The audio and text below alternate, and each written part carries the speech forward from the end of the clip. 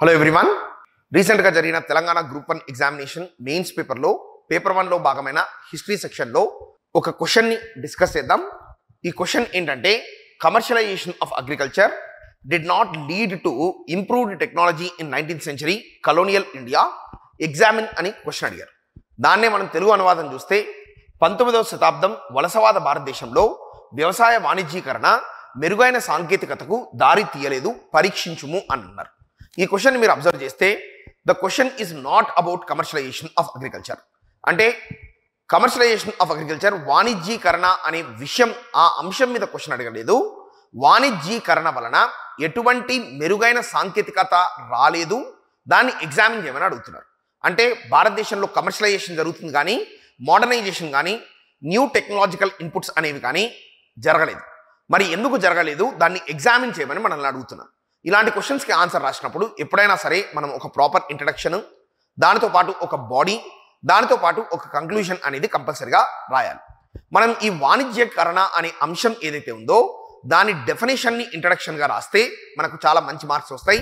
వ్యవసాయ రంగంలో వాణిజ్యీకరణ అనేది కేవలం వాణిజ్య పంటలను పండించడం మాత్రమే కాదు, అగ్రికల్చర్ ఆర్ వ్యవసాయానికి కావాల్సిన ఇన్పుట్స్ అంటే పెట్టుబడులు, దానితో పాటు వ్యవసాయం నుంచి వచ్చిన అవుట్పుట్ ని మార్కెట్లో అమ్మడం, దానితో పాటు వ్యవసాయ రంగంలో రైతు కూలీలు ఎవరైతే ఉంటారో వాళ్ళ మధ్య కూడా ఒక కమర్షియల్ రిలేషన్ అనేది డెవలప్ అవడం, వ్యవసాయదారుడికి వ్యవసాయ కూలీకి ఒక కమర్షియల్ రిలేషన్ డెవలప్ అవడం, దానితో పాటు అగ్రికల్చరల్ ల్యాండ్ అయితే మన భూమి ఏదైతే ఉందో దానిలో కూడా వాణిజ్యపరమైన సంస్కృతి రావడాన్ని మనము కమర్షియలైజేషన్ ఆఫ్ అగ్రికల్చర్ అంటాం. కమర్షియలైజేషన్ ఆఫ్ అగ్రికల్చర్ అంటే వ్యవసాయ వాణిజ్యీకరణలో మనకు అగ్రికల్చరల్ ఇన్పుట్స్ మార్కెట్ నుంచి వచ్చి అవుట్పుట్స్ మార్కెట్ కోసం అమ్మి, దానితో పాటు క్యాష్ క్రాప్స్ వాణిజ్య పంటలు పండించి, దానితో పాటు మన వ్యవసాయ కూలీలు వ్యవసాయదారుడికి మధ్య ఉన్న రిలేషన్ ఏదైతే ఉందో అది కూడా వాణిజ్యపరమై, దానితో పాటు వ్యవసాయ భూమి కూడా వాణిజ్యీకరణ అవుతే దాన్ని మనం కమర్షియలైజేషన్ ఆఫ్ అగ్రికల్చర్ అంటాం.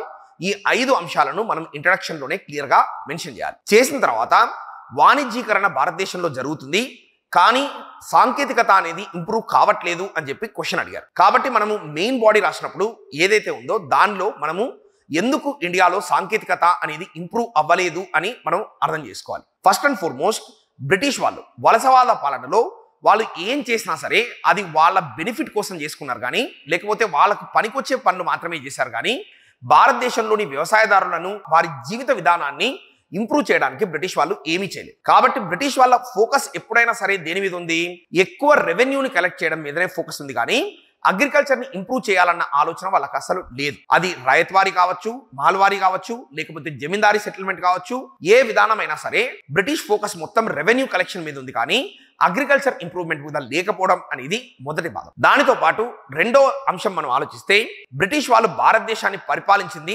1757 నుంచి 1947 వరకు. ఈ 200 ఏళ్ల వలసవాద రూల్లో మనం అబ్జర్వ్ చేస్తే టిల్ 1905 అంటే 1905 సంవత్సరం వరకు బ్రిటిష్ వాళ్ళు ఇండియాలో ఒక్క అగ్రికల్చర్ కాలేజ్ని కానీ యూనివర్సిటీని కానీ సెట్ చేయలేదు. ఈ అగ్రికల్చర్ కాలేజ్ కానీ యూనివర్సిటీ కానీ లేకపోతే సాంకేతికతలో ఇంప్రూవ్మెంట్ అనేది అసలు కనిపించదు. అది మనం రెండో అంశంగా చెప్పుకోవచ్చు. దానితో పాటు మూడో అంశంగా మనం అబ్జర్వ్ చేస్తే, the third aspect, if you see clearly, one more thing that the British did is in India when they were present they did not invest much in agricultural improvement either in irrigation. అంటే మనకు నీటిపారుదల అనేది ఎక్కడ పెంపొందించలేదు.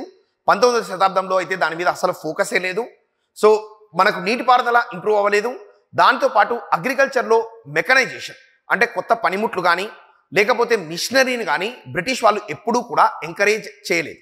Irrigation develop అవ్వలేదు, mechanisation అవ్వలేదు, కొత్త agricultural inputs కూడా develop అవ్వకపోవడం వలన కమర్షియలైజేషన్ అనేది సాంకేతికతను పెంపొందించడానికి ఏ విధంగా కూడా పనికిరాలేదు. దానితో పాటు నాలుగో అంశంగా మనం మాట్లాడుకుంటే, నాలుగో అంశం ఇక్కడ మనం క్లియర్గా చూస్తే, సాంకేతికత అనేది ఎందుకు ఎన్హాన్స్ అవ్వలేదంటే, సాంకేతికత ఎప్పుడైనా సరే రైతులు తమ వ్యవసాయంలో అనువదించుకోవాలంటే దానికి తగ్గ పెట్టుబడి కావాలి.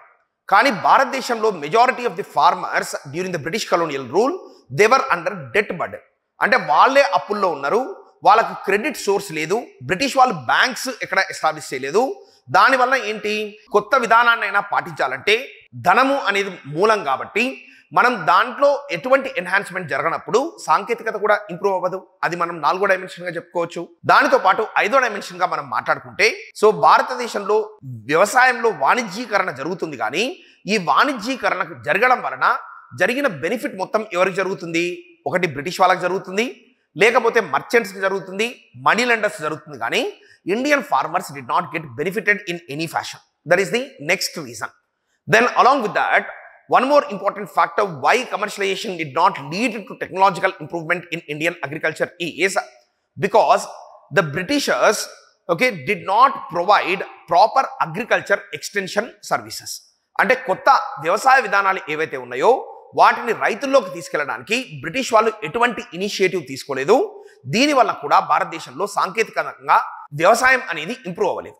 In fact there is a study conducted in which in 1947 at the time of Indian independence, majority of the Indian farmers are using a wooden plow.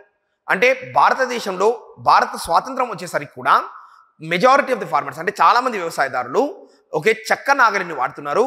దానికి కనీసం ఎండులో ఐరన్ టిప్పింగ్ కూడా చేసుకోలేదు. ఐరన్ టిప్పింగ్ చేసుకుంటే ఈ నాగలి ఎక్కువ భూమిని మలచివేస్తుంది. మలచివేసినప్పుడు ఆటోమేటిక్గా అగ్రికల్చర్ ప్రొడక్టివిటీ ఇంప్రూవ్ అవుతుంది.